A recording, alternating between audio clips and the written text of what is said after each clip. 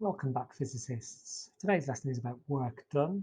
This is something which does pop up in the energy topic, but is more correctly in the forces topic. Have a go at the start questions here.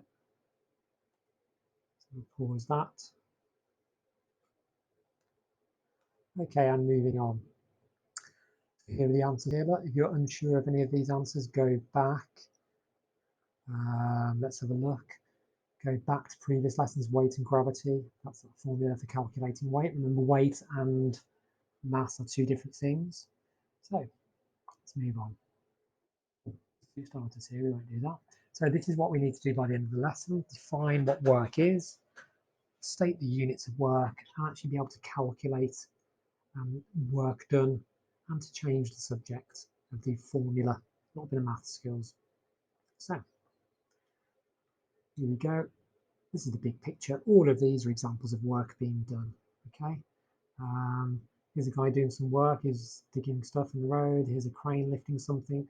When you are using your pen, that's work. There's me on my bike, cycling. I'm doing work. Okay.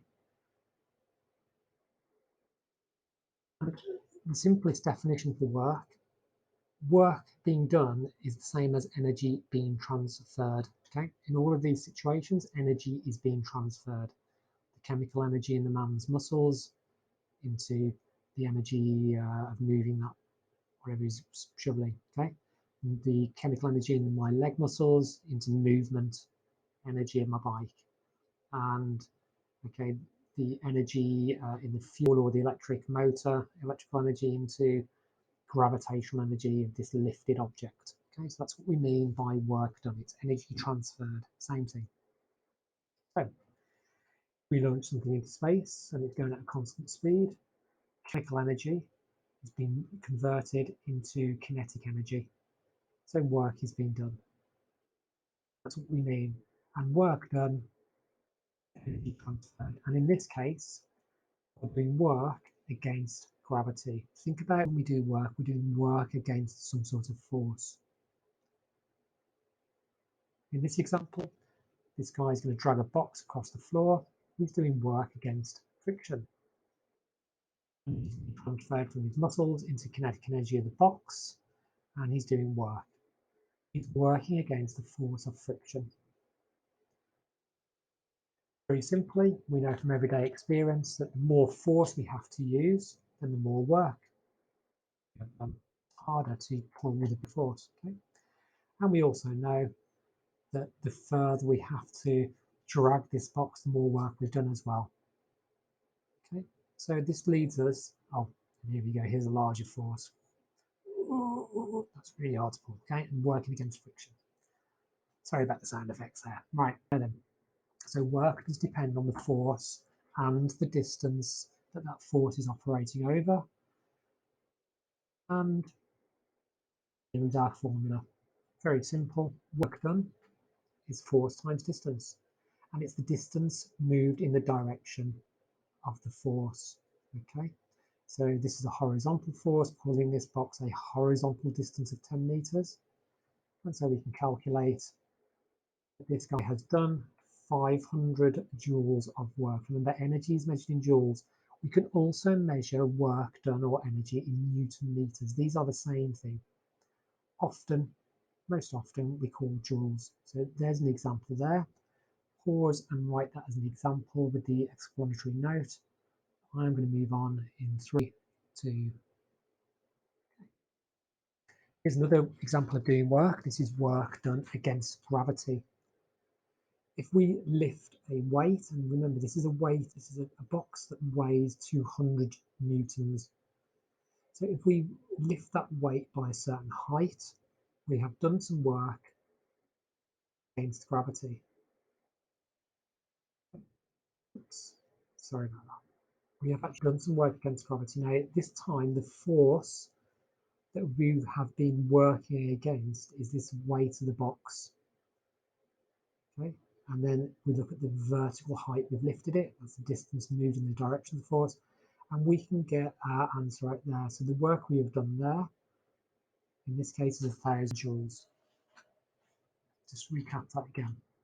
When we lift an object, we are working against the force of gravity, That's the weight. We're working against this weight. And so that is the force that we include in our formula. Okay. Now I put both examples there, and this is a printable slide if you can get hold of the PowerPoint, otherwise pause it. So these are the two examples that we will come up against: working against friction and working against gravity. Pause that if you want to make a note of that. I'm moving on now.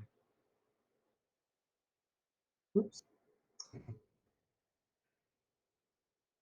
Here are 3 questions. There is an exam question as well, which may be attached, which I will attach if I sent you this as an assignment. So here are 3 questions that you can answer now. Pause the screen. This is about my car that weighs so much and some work being done. So pause.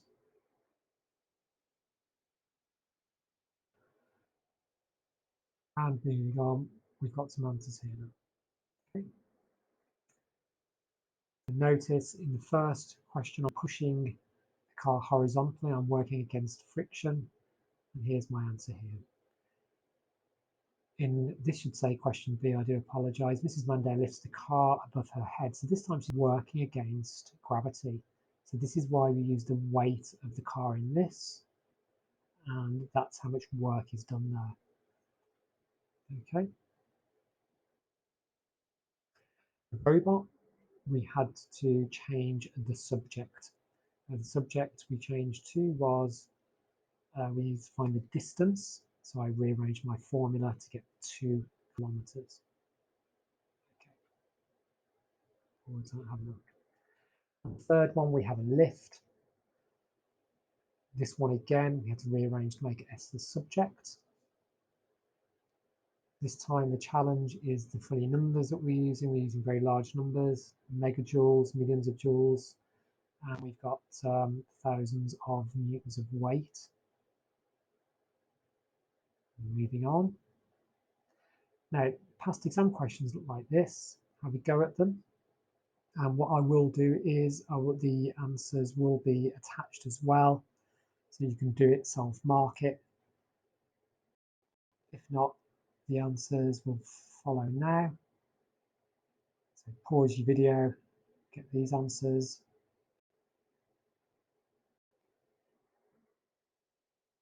And true or false. Give me a moment. 10 true or false questions. Pause your video and we'll come back with the answers now. I keep forgetting about my pause button. Sorry. There we go. Energy. Measured in Newton meters. Work is done when energy transferred. That's false. I have to say the distance in the direction of the force. That's why it's false. It's not entirely false, but it's not entirely true, so I cast it as false.